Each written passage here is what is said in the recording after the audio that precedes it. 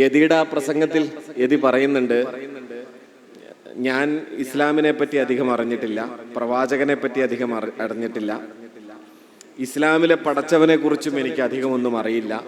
പിന്നെ ഞാൻ എന്തിനിവിടെ നിൽക്കുന്നു എന്ന് ചോദിച്ചാൽ ദയവും കാരുണ്യവും സാഹോദര്യവുമാണ് നിങ്ങളുടെ പ്രധാനപ്പെട്ട മൂല്യങ്ങൾ എന്ന് എനിക്ക് പ്രവൃത്തി കൊണ്ടും വാക്കുകൊണ്ടും നിങ്ങളിൽ നിന്ന് ബോധ്യമുണ്ട്.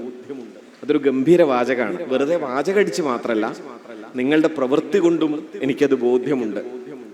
സാഹോദര്യം, കരുണ, ഇത് രണ്ടും പ്രവൃത്തിയിലും വാക്കിലുമുള്ള നിങ്ങൾക്കൊപ്പമല്ലെങ്കിൽ മറ്റെവിടെയാണ് ദൈവം ഉണ്ടാവുക? അതുകൊണ്ട് നിങ്ങളുടെ മുന്നിൽ നിൽക്കാൻ എനിക്ക് ഭയമില്ല. ഇങ്ങനെയാണ് അദ്ദേഹം സംസാരിക്കുന്നത് അന്ന്. തുടർന്ന് അദ്ദേഹം പറയുന്നുണ്ട്, ഞാനിന്ന് സംസാരിച്ചു തുടങ്ങിയതുപോലെ തന്നെ അർഹനല്ല. അതുകൊണ്ട് തന്നെ പ്രവാചകനെ കുറിച്ചോ ഖുറാനെ കുറിച്ചോ എന്തെങ്കിലും കൂടുതലായ കാര്യങ്ങൾ ഞാനിവിടെ പറയാൻ പോകുന്നില്ല. കാരണം എൻ്റെ എന്തെങ്കിലും അജ്ഞാനം കൊണ്ട് ഒരു തരിയെങ്കിലും പരിക്ക് പറ്റേണ്ടവരല്ല അവരാരും എന്ന ബോധ്യം എനിക്കുണ്ട്.